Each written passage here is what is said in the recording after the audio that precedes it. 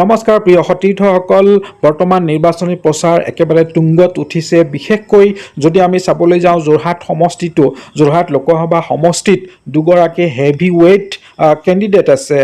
কংগ্ৰেছ প্ৰাৰ্থী গৌৰৱ গগৈ আৰু বিজেপি দলৰ তপন গগৈ, দুয়োগৰাকীয়ে প্ৰাক্তন সাংসদ আৰু হেভি ৱেইট দুয়োগৰাকীয়ে প্ৰাৰ্থী। কিন্তু বৰ আকৰ্ষণৰ কেন্দ্ৰবিন্দু হৈছে যোৰহাট লোকসভা সমষ্টি। একেবাৰে সমগ্ৰ অসমৰ দৃষ্টি নিবদ্ধ হৈ আছে এই যোৰহাট লোকসভা সমষ্টিত। আৰু বিজেপিয়ে হওক কংগ্ৰেছেই হওক সকলোৱে কিন্তু প্ৰচাৰ কাৰ্য তীব্ৰতৰ কৰি আছে। আৰু আজি প্ৰিয়ংকা গান্ধী আহি উপস্থিত হৈছে যোৰহাটত। আৰু মই দেখুৱাবলৈ বিচাৰিছোঁ আপোনালোকক প্ৰিয়ংকা গান্ধীৰ ৰোড শ্ব'টো দেখুৱাম। তাৰপিছতেই ইয়াৰ লগে লগে প্ৰিয়ংকা গান্ধীৰ ভাষণ শুনাবলৈ যত্ন কৰিম।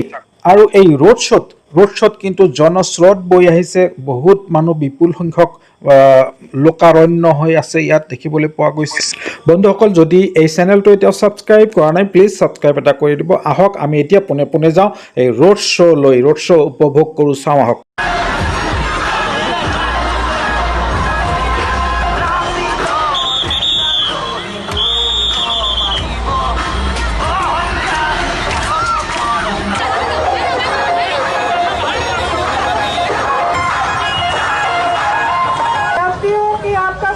गौरव जी के साथ है और आज यहाँ आकर बहुत खुशी हुई है।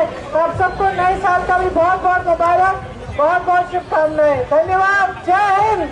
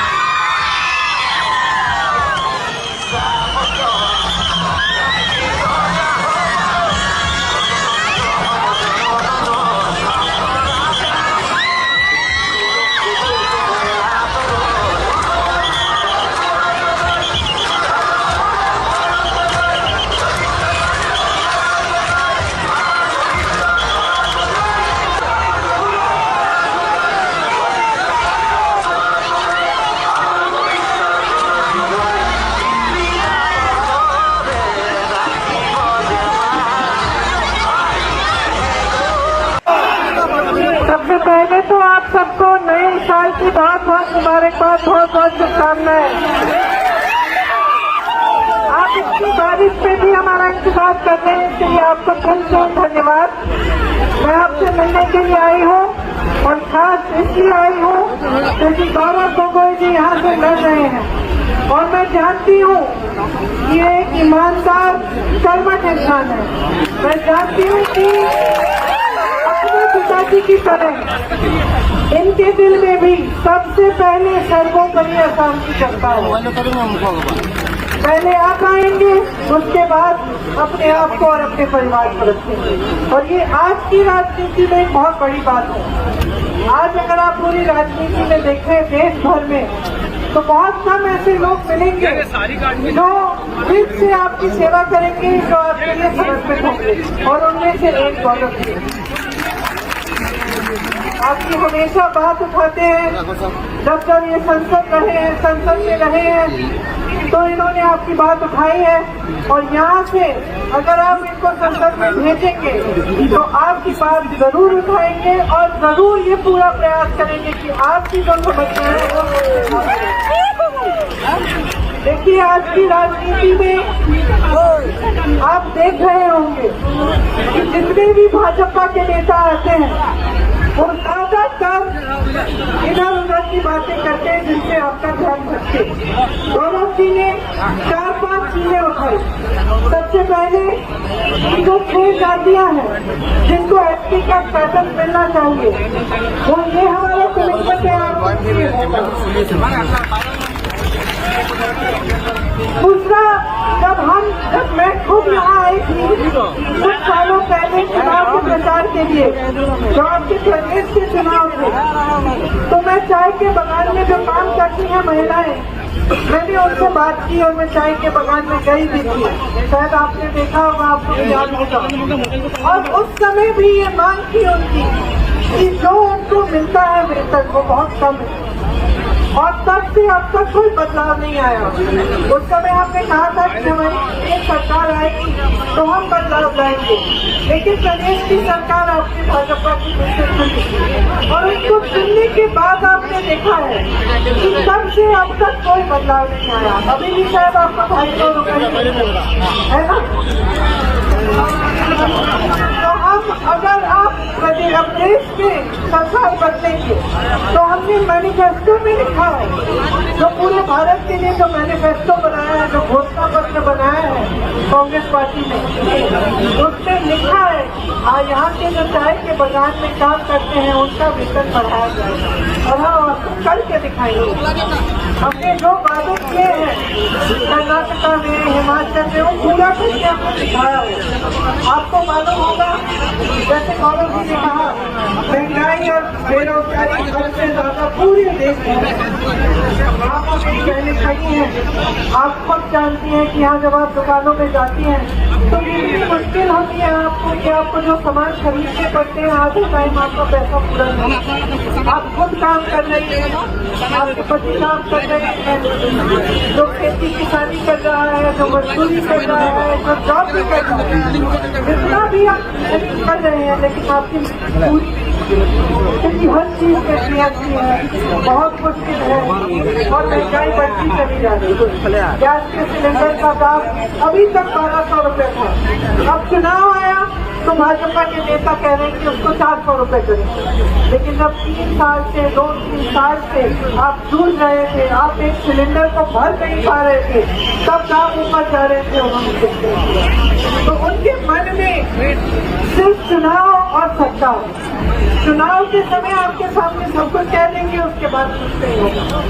सत्ता के लिए कुछ भी कर लेंगे, पैसों से लोगों को खरीद लेंगे, सरकारें गिरा लेंगे और यही उनका मकसद है पूरा।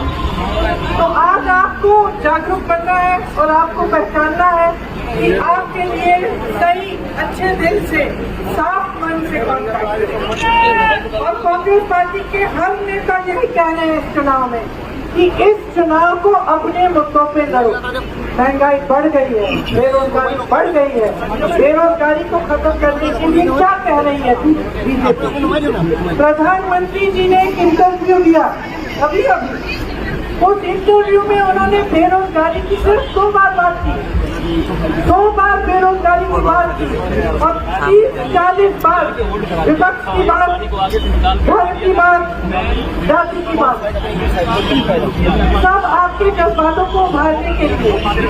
बेरोजगारी के लिए कांग्रेस पार्टी कह रही है कि 30 लाख पद आज खाली है, 30 लाख पद भरे नहीं गए हैं और हम कह रहे हैं कि केंद्र सरकार में ये जो 30 लाख पद है, अगर हमारी सरकार आएगी सबसे पहले हम इनको भरेंगे।